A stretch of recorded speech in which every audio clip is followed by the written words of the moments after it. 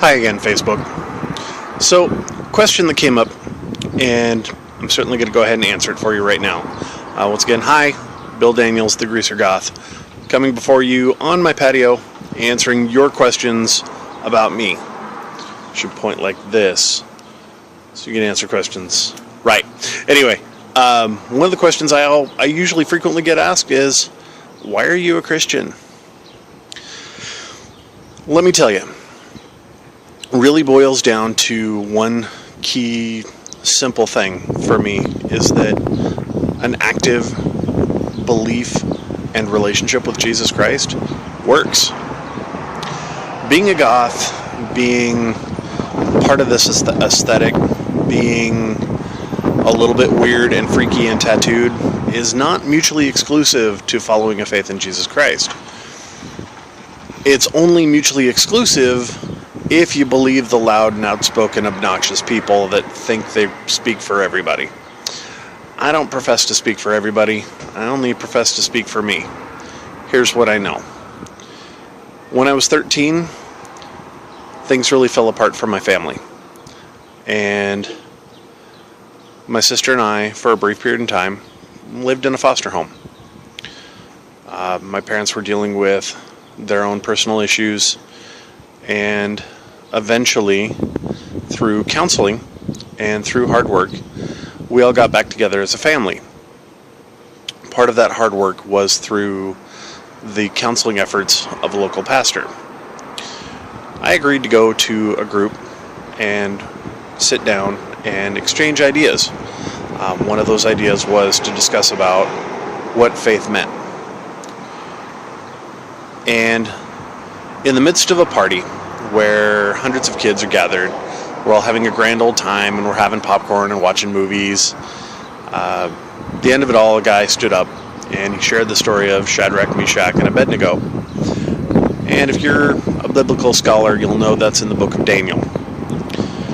The base premise: 3 guys tell a man in authority, no, we're not bowing down to worship you. We're going to worship our God. The guy says, fine, you get to die for it. That's my shortened summation. So he throws him in a big giant furnace. And in that furnace, the Son of Man, which many biblical scholars regard as Jesus, appears to them, unties them, and leads them out of the fiery furnace. And he ends that sermon by saying, some of you have walked through the fire right now. Some of you still are. Some of you need Jesus to untie you and lead you out. And those people who need that, I want you to raise your hands. I raised my hand. From that date, for good or for ill, sometimes ill, often ill, usually my own fault, I have followed a faith in Jesus Christ. He has never failed me.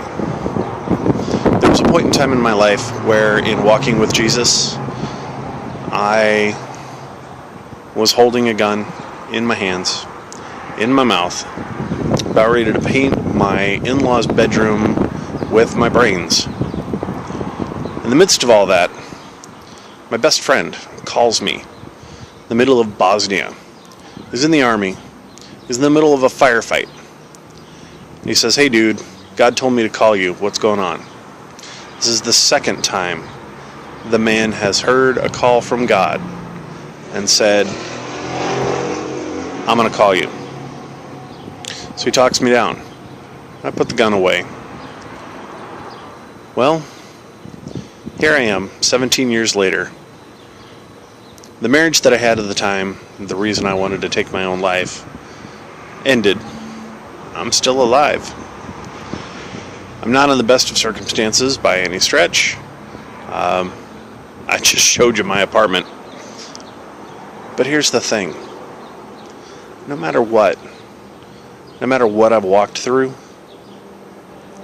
you might laugh and say it's all circumstance, there's no such thing as God.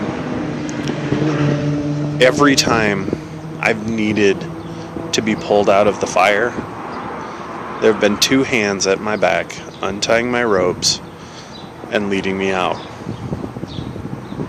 That's my story, and I'm sticking to it.